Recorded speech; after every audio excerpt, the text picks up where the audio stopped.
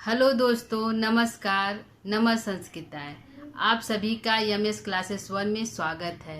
हम लेकर उपस्थित हुए हैं आज कल्हड़ की रचना राजतरंगिणी, जिसका आज हम प्रश्नोत्तरी करेंगे। यह जो कल्हड़ की रचना राजतरंगिणी है, यह कल्हड़ की एकमात्र रचना है। इन्होंने राजतरंगिणी में कश्मीर के सभी राजाओं के, जो महाभारत काल युधिष्ठिर से लेकर सभी राजाओं का जीवन परिचय लिखा है।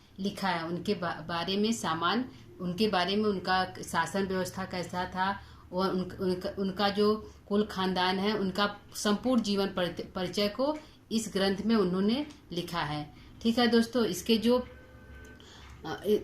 इसका आज हम प्रश्न उत्तरी करेंगे दोस्तों। तो आइए हम स्टार्ट करते हैं इसका प्रश्न उत्तरी करना। इसका जो सामान्य परिचय है दोस्तों, हम पिछले क्लास में दे चुके हैं। इसका पिछला भाग है जिसको हम दे चुके हैं, उसको जो लोग नहीं पढ़े हैं जाकर उसको देख सकते हैं। ठीक है, तो आइए आज हम स्टार्ट करते हैं प्रश्नोत्तरी। हमारा पहला प्रश्न है कि राजतरंगिणी का क्या अर्थ है। जो राजतरंगिणी है उसका शाब्दिक अर्थ क्या है, उसका क्या अर्थ निकलता है। तो दोस्तों, राज का आता है राजाओं की, तरंगिणी माने नदी, तरंगी का अर्थ होता है नदी। तो हमारा शाब्दिक अर्थ हुआ राजाओं की नदी। क्या हुआ दोस्तों?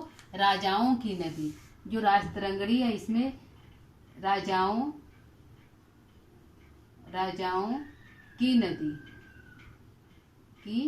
नदी जो राजतरंगिणी, इसमें सभी राजाओं का जीवन परिचय वृत्तांत लिखा गया है, इसलिए इसका अर्थ शाब्दिक अर्थ होता है राजाओं की नदी। तो पहला प्रश्न है राजतरंगिणी का क्या अर्थ है दोस्तों, तो आंसर हमारा है राजाओं की नदी। दूसरा प्रश्न हमारा है राजतरंगिणी के रचनाकार कौन है, इसके लेखक कौन है। तो इसके लेखक है कल्हड़। कौन है? कल्हड़ है। कल्हड़ इसके रचनाकार हैं। अगला हमारा प्रश्न है, तीसरा प्रश्न है राजतरंगिणी का उपजीव्य क्या है। राजतरंगिणी कहाँ से लिया गया है, इसका उपजीव्य क्या है दोस्तों। तो इसका उपजीव्य है नीलमत पुराण। क्या है? नीलमत पुराण।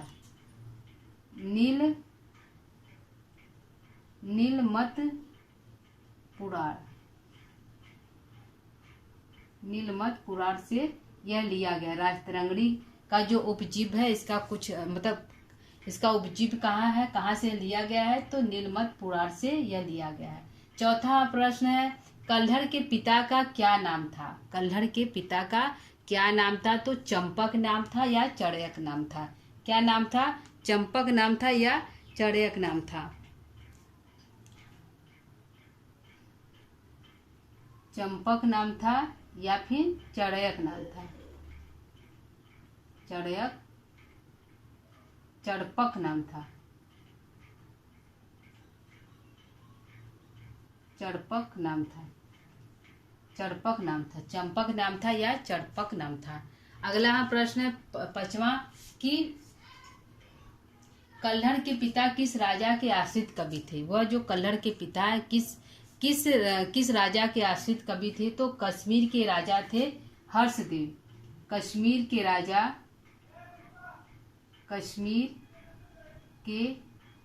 राजा हर्षदेव के किसके थे दोस्तों? हर्षदेव के आश्रित कवि थे। हर्षदेव जो राजा थे, हर्षदेव उनके जो आश्रित कवि थे कल्हड़ के पिता, जिनका नाम था चंपक या चड़क। ठीक है, हमारा पांचवा प्रश्न है दोस्तों कल्हड़ किस राजा के आश्रित कवि थे। पिता थे कश्मीर के राजा हर्षदेव के। तो कल्हड़ किस राजा के आश्रित कवि थे दोस्तों। तो यह कल्हड़ किस राजा के थे? अलकदत्त राजा के सभापति थे। किसके थे? अलकदत्त। कल्हड़ किस राजा के आश्रित कवि थे? अलकदत्त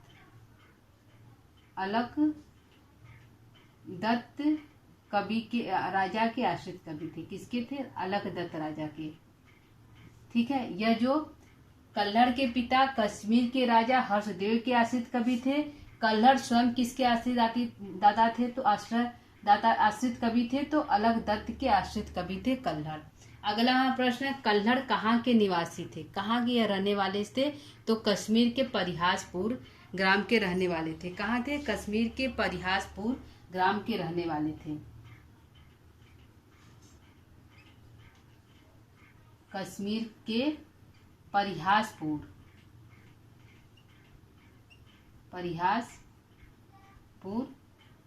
परिहासपुर के रहने वाले थे। कहाँ के थे दोस्तों? तो परिहासपुर के रहने वाले थे। ये जो कल्हड़ है, कल्हड़ परिहासपुर के रहने वाले थे। अगला प्रश्न है, कल्हड़ किसके भक्त थे? कल्हड़ जो है किसके भक्त थे? तो शैव भक्त थे। किसके थे? शिव के भक्त थे, शैव कवि थे। किसके थे? शैव कवि थे। अगला हमारा प्रश्न है, कल्हड़ का मूल नाम क्या है? तो कल्हड़ का मूल नाम हमारा है कल्याण। क्या नाम है? कल्याण नाम है। शैव कवि थे, इनका मूल नाम है कल्याण। कल्हड़ का जो मूल नाम है उनका नाम है कल्याण। अगला प्रश्न है, कल्हड़ किस वंश या जाति के थे? तो यह कुलीन वंश के थे, कुलीन ब्राह्मण थे। क्या थे? यह कुलीन ब्राह्मण थे, कुलीन ब्राह्मण थे। यह कुलीन ब्राह्मण थे। किसके कहने पर? जोनराज एक कवि है, राजा थे, कवि थे, उनके कहने पर। किसके कहने पर? जोनराज कहते हैं कि यह जो थे कुलीन ब्राह्मण थे। जोनराज के कहने पर जोनराज कहते हैं कि जो कल्हड़ है वह कुलीन ब्राह्मण है। कल्हड़ किसके आग्रह से राजतरंगिणी की रचना की? किसके कहने पर उन्होंने राजतरंगिणी की रचना की? तो अलख दत्त, राजा जो अलख दत्त थे, जिसके आश्रित कवि थे, उनके कहने पर उन्होंने कल्हड़ राजतरंगिणी की रचना की। तो किसके कहने पर? अलख दत्त के कहने पर राजतरंगिणी की रचना की। ठीक। अगला प्रश्न है, राजतरंगिणी कितने भागों में विभक्त है? तो 8 तरंगों में विभक्त है। कितने भागों में दोस्तों? 8 तरंग है। यह तरंगों में विभक्त है। किसमें विभक्त है? यह तरंगों में विभक्त है, तो 8 तरंग है। अगला प्रश्न है, तरंगिणी में कितने श्लोक है? कुल तरंगिणी जो 8 तरंगी उसमें कितने श्लोक है? तो 7,826 है। कितना है दोस्तों? 7,826 श्लोक है। कुल श्लोक की संख्या क्या है? 7,826 श्लोक कुल है। टोटल जो है राजतरंगिणी में कितने श्लोक हैं? तो 7,826 श्लोक हैं। ठीक है दोस्तों, आइए इसको हम एक बार फिर से देख लेते हैं। राजतरंगिणी का क्या अर्थ है दोस्तों? तो राजाओं की नदी है। दूसरा प्रश्न है, राजतरंगिणी के रचनाकार कौन है? तो कल्हड़ है। तीसरा है, राजतरंगिणी का उपजीव्य क्या है? कहाँ से लिया गया है? तो नीलमत पुराण से लिया गया है। चौथा है, कल्हड़ के पिता का क्या नाम था? तो चंपक या चड़पक नाम था। अगला प्रश्न है, चंपक के पिता किस राजा के आश्रित कवि थे? तो कश्मीर के राजा हर्षदेव के आश्रित कवि थे। स्वयं कल्हड़ किस राजा के आश्रित कवि थे? तो अलख दत्त, राजा अलख दत्त के आश्रित कवि थे। कल्हड़ कहाँ के रहने वाले थे? तो कश्मीर के परिहासपुर नामक ग्राम के रहने वाले थे। कल्हड़ किसके भक्त थे? किस देवता के भक्त थे? तो शैव भक्त थे, शिव के भक्त थे। अगला प्रश्न है, कल्हड़ का मूल नाम क्या है? तो कल्याण है। कल्हड़ किस जाति या वंश के थे? तो एक जोनराज कवि, उन्होंने कहा कि यह कुलीन ब्राह्मण थे। कल्हड़ किसके आग्रह से राजतरंगिणी की रचना की थी? तो अलख दत्त जो राजा थे, जो जिसके आश्रित कवि थे कल्हड़, उनके कहने पर उन्होंने राजतरंगिणी की रचना की। राजतरंगिणी कितने भागों में विभक्त है? तो 8 तरंगों में विभक्त है। और कुल राजतरंगिणी में कुल कितने श्लोक है दोस्तों? तो 7,826। ठीक है, आइए आगे हम कुछ प्रश्नों को और देख लेते हैं। यदि आप लोगों को यदि पसंद है तो दोस्तों उतार सकते हैं, लिख सकते हैं। अगर आगे हम कुछ प्रश्न और देख लेते हैं, तो इसको हम अब डिलीट कर रहे हैं।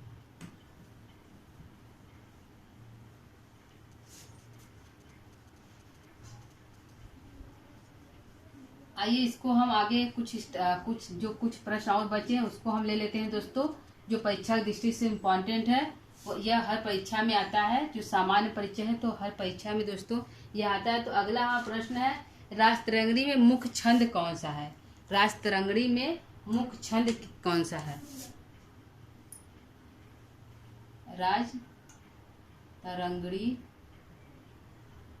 राजतरंगिणी में मुख्य छंद कौन सा है? मुख्य छंद कौन सा है? छंद कौन सा है? मुख्य छंद कौन सा है? राजतरंगिणी में मुख्य छंद कौन सा है दोस्तों? ठीक, तो आइए देखते हैं कि इसका मुख्य छंद क्या है।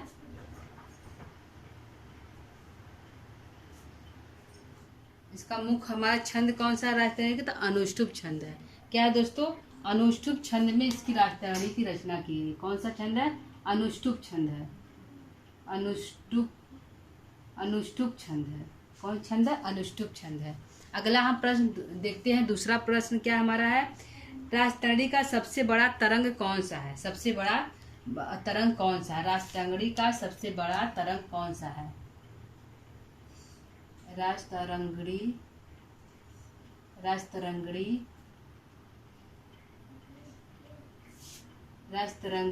का सबसे बड़ा भाग कौन सा है? सबसे बड़ा तरंग कौन सा है? क्योंकि तरंगों में विभक्त है दोस्तों, तो तरंग कौन सा है? तो सबसे बड़ा तरंग हमारा है 8वां तरंग। कौन सा? अष्टम तरंग सबसे बड़ा है। इसमें कुल श्लोक की संख्या है अष्टम 3449। 8वां तरंग है सबसे बड़ा, 3449 इसमें है, जो है कौन सा है? 8वां तरंग है। 8वां तरंग है। श्लोक की संख्या कितना है दोस्तों? तो 3449। कितना है? 3449 तरंग। श्लोक की संख्या कितना है? 8वां तरंग है। श्लोक संख्या कितना है? 3449। इतने श्लोक हैं जो 8वां सर्ग है। अगला प्रश्न है कि सबसे छोटा तरंग कौन सा? ये तो सबसे बड़ा तरंग हो गया 3449 श्लोक है 8वां तरंग। तो सबसे छोटा तरंग कौन सा है? सबसे छोटा तरंग हमारा द्वितीय तरंग है। कौन सा है? द्वितीय तरंग। राजतरंगी का सबसे छोटा तरंग कौन सा है? सबसे छोटा तरंग कौन सा है? तरंग कौन सा है दोस्तों? तो हमारा द्वितीय तरंग है, जिसमें 171 श्लोक है। कितने हैं? 171 श्लोक में द्वितीय तरंग है।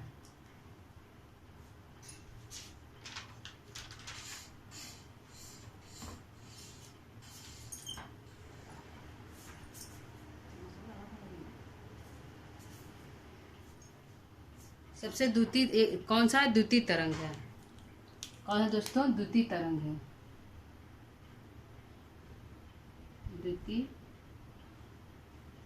द्वितीय तरंग है। श्लोक कितना है? 171 श्लोक है। कितना है? 171 श्लोक इसमें हमारा है द्वितीय तरंग में। अगला हम प्रश्न देखते हैं। चौथा हमारा प्रश्न है क्या है दोस्तों? राजतरंगी की रीति कौन सी है? राजतरंगी की रीति किस रीति में राजतरंगी की रचना की गई है?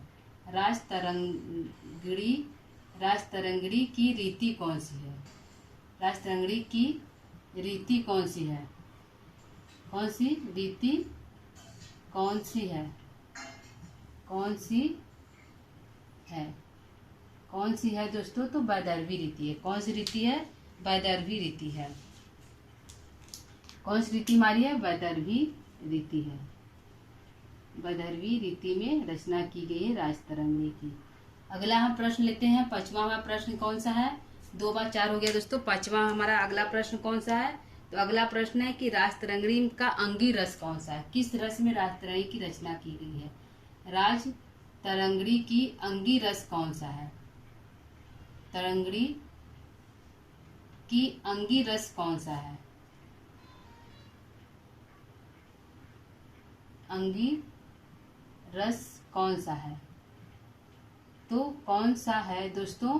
तो हमारा अंगी रस कौन सा है दोस्तों? तो अंगी रस हमारा किस रस में इन्होंने रचना की? तो शांत रस में। किस रस में? शांत रस में। शांत रस में और हमारे कौन कौन से ग्रंथ हैं दोस्तों? तो हमारे शांत रस में हमारे हैं अशुघोष की बुद्ध चरितम है और महाभारत है। कौन सी है? अशुघोष की बुद्ध चरितम। महाभारत भी है। महाभारत भी हमारा शांत रस में है और बुद्ध चरितम भी है। कौन सा है? बुद्ध चरितम भी हमारा शांत रस में है। यह दोनों ग्रंथ जो है, ये दोनों भी हमारे शांत रस में है। ठीक है। अगला हम प्रश्न देख लेते हैं कि अगला हमारा प्रश्न कौन सा है। तो अगला हमारा प्रश्न है, राजतरंगिणी की शैली क्या है? इसकी शैली में राजतरंगिणी की रचना की गई है। राजतरंगिणी की शैली कौन सी है? राजतरंगिणी की शैली कौन सी है? राजतरंगिणी की शैली कौन सी है? किस शैली में कौन सी है? किस शैली में राजतरंगिणी की रचना की गई है? राजतरंगिणी की शैली कौन सी है या किस शैली में राजतरंगिणी की रचना की गई है दोस्तों? तो यह प्रायः जो महाभारत की शैली है उसी शैली में रचना की गई है। तो आंसर हमारा है प्रायः महाभारत की शैली है। क्या है दोस्तों? प्रायः महाभारत की शैली है। महाभारत की शैली है। महाभारत की शैली है। जो महाभारत की शैली है ये वही शैली दोस्तों हमारा राजतरंगिणी की है। ठीक है, अगला हमारा प्रश्न है दोस्तों, देख लेते हैं अगला हमारा प्रश्न क्या है। अगला हमारा प्रश्न है कि संस्कृत में महाकाव्यों का मुकुटमणि किस ग्रंथ को कहा जाता है? संस्कृत में महाकाव्यों का मुकुटमणि किस ग्रंथ को कहा जाता है? संस्कृत में महाकाव्यों की मुकुटमणि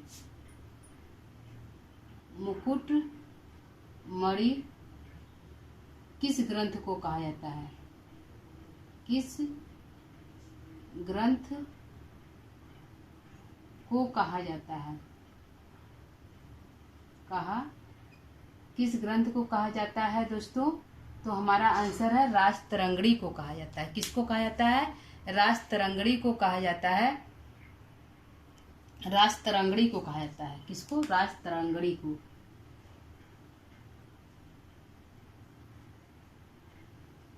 राजतरंगिणी को कहा जाता है हमारा।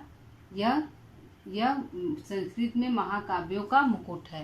प्रश्न हमारा संस्कृत में महाकाव्यों की मुकुटमणि किस ग्रंथ को कहा जाता है? तो राजतरंगिणी को संस्कृत की मुकुटमणि कहा जाता है। राजतरंगिणी के समस्त राजा कहाँ के निवासी थे? तो कश्मीर के निवासी थे। ठीक है दोस्तों, राजतरंगिणी में वर्णित प्रथम राजा का क्या नाम था? राजतरंगिणी में वर्णित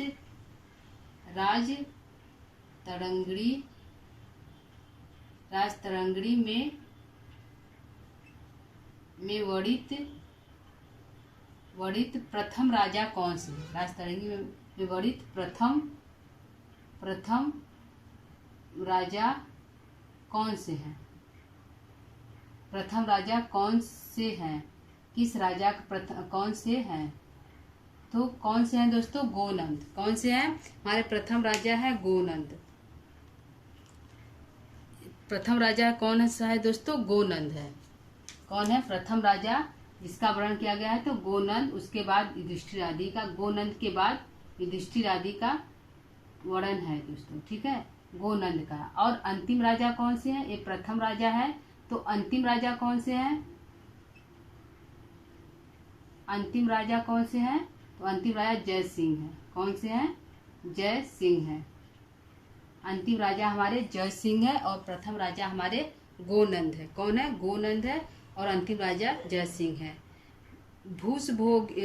भूसा भोगी फड़ा रत्नोभी जो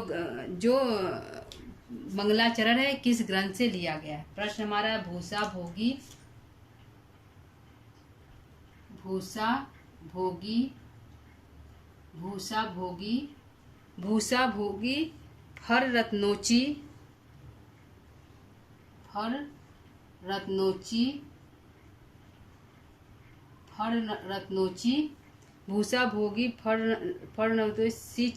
सिंचय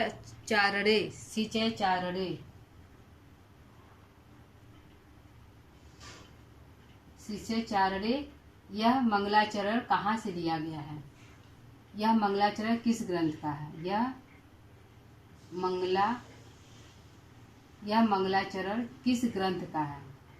किस ग्रंथ का है? किस ग्रंथ का है? किस ग्रंथ का है दोस्तों? तो राजतरंगिणी का है। किसका है? राजतरंगिणी का है। राजतरंगिणी यह जो ग्रंथ है कहाँ का है? राजतरंगिणी का। यह जो युक्ति है, यह जो मंगलाचरण है, राजतरंगिणी का मंगलाचरण है।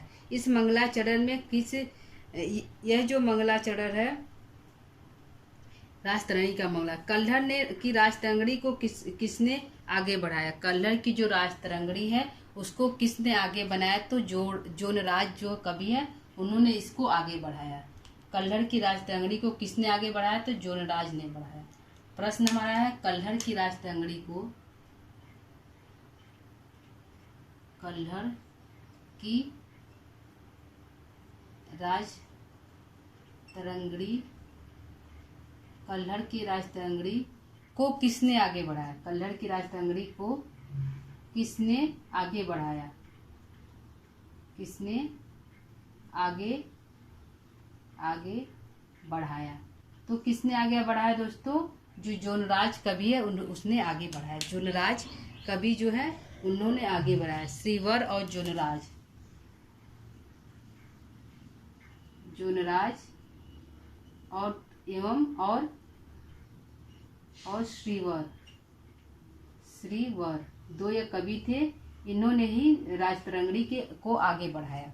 अगला हमारा प्रश्न है, अगला एक प्रश्न हम और लेते हैं दोस्तों। कल्हड़ की राजतरंगिणी, कल्हड़ द्वारा रचित राजतरंगिणी किससे संबंधित है? कल्हड़ द्वारा रचित राजतरंगिणी किससे संबंधित है? कल्हड़ द्वारा रचित राजतरंगिणी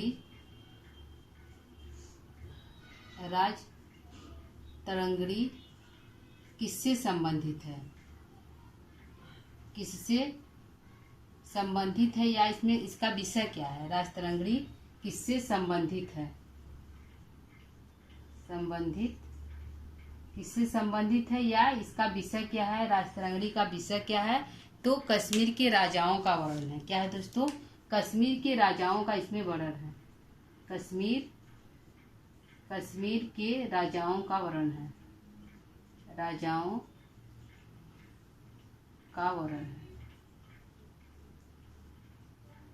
कश्मीर के राजाओं का वर्णन इसमें है दोस्तों। आइए फिर से इसको एक बार हम इसको फिर से देख लेते हैं दोस्तों कि हमारा प्रश्न उत्तर क्या है। प्रश्न हमारा है, राजतरंगिणी में मुख्य छंद कौन सा है? राजतरंगिणी में मुख्य छंद कौन सा है दोस्तों? तो मुख्य छंद हमारा है अनुष्टुप छंद है। क्या छंद है दोस्तों? अनुष्टुप छंद। राजतरंगिणी का सबसे बड़ा तरंग कौन सा है? तो 8वां जो है, 8 तरंग है दोस्तों। तो सबसे बड़ा तरंग कौन सा है? तो 8वां तरंग है। इसमें श्लोक की संख्या कितना है? 3449। कितना है? 3449 इसमें श्लोक की संख्या। अगला प्रश्न, राजतरंगिणी का सबसे छोटा तरंग कौन सा है?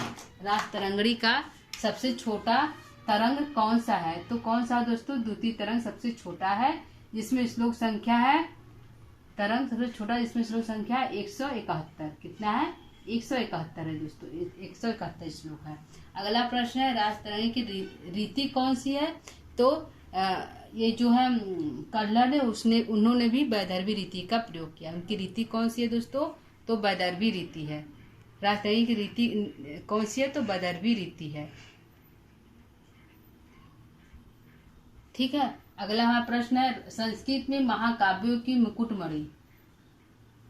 अगला देखते हैं, संस्कृत की अंगी रस कौन सा है? किस रस में कल्हड़ की राजतरंगिणी लिखी गई है दोस्तों? तो शांत रस में। कौन से रस में? शांत रस में। शांत रस में। और कौन सा ग्रंथ है दोस्तों? तो महाभारत जो वह भी शांत रस में लिखा गया है। और जो अश्वघोष की रचना बुद्ध चरितम है वह भी शांत रस में लिखा गया है। अगला हमारा प्रश्न है, राजतरंगिणी की शैली कौन सी है? कैसी है? राजतरंगिणी की शैली कैसी है? कैसी है दोस्तों? तो प्रायः जो महाभारत की शैली वही हमारी राजतरंगिणी की शैली है। संस्कृत में महाकाव्यों की मुकुटमणि किस ग्रंथ को कहा जाता है? मुकुटमणि किस ग्रंथ को कहा जाता है दोस्तों? तो राजतरंगिणी को मुकुटमणि का ग्रंथ कहा जाता है। प्रश्न हमारा, राजतरंगिणी में वर्णित प्रथम राजा कौन से हैं? तो गोनंद हमारे प्रथम राजा, और अंतिम राजा कौन से है? तो जय सिंह है। यह जो क्योंकि गोनंद के बाद ही युधिष्ठिर आदि आदि जो राजा हैं उनका प्रयोग युधिष्ठिर आदि राजा का वर्णन किया गया। पहले गोनंद है, उसके बाद तब महाभारत के युधिष्ठिर आदि राजाओं का वर्णन किया गया है। तो पहले गोनंद हो गए, अंतिम हमारे जय सिंह हो गए। तो प्रथम और अंतिम दोस्तों पूछा जाता है, तो ये ध्यान रखिएगा। गोनंद के बाद ही जो महाभारत के राजा थे युधिष्ठिर आदि, उनका वर्णन किया गया है। अगला प्रश्न है भूषा भोगी फल रत्नोची सिचचारणे, यह जो मंगलाचरण है किस ग्रंथ का है? क्योंकि दोस्तों मंगलाचरण लिख कर दे देगा कि यह किस ग्रंथ से है। तो भूषाचारणी जो मंगलाचरण है वह राजतरंगिणी से लिया गया है। इसमें दो मंगलाचरण कवि ने किया है, तो दोनों जो है शिव को अर्पित है। उन्होंने शिव के मणि इत्यादि का वर्णन करके, तो शिव की वंदना करके किया है। तो जो इसका जो है यह जो मंगलाचरण 2 श्लोकों में कल्हड़ ने किया है। अगला प्रश्न है कल्हड़ की राजतरंगिणी को किसने आगे बढ़ाया? तो जोनराज जो कवि हैं और श्रीवर जो कवि है, उन्होंने इस जो राजतरंगिणी है उसको आगे बढ़ाया। अगला प्रश्न है कल्हड़ द्वारा रचित राजतरंगिणी किससे संबंधित है? तो कश्मीर के राजाओं से दोस्तों संबंधित है। ठीक है दोस्तों, तो यह हमारा प्रश्न उत्तर हो गया, सामान्य प्रश्न उत्तर हो गया, जो परीक्षा की दृष्टि से अत्यंत उपयोगी है दोस्तों। ठीक है, जो परीक्षा की दृष्टि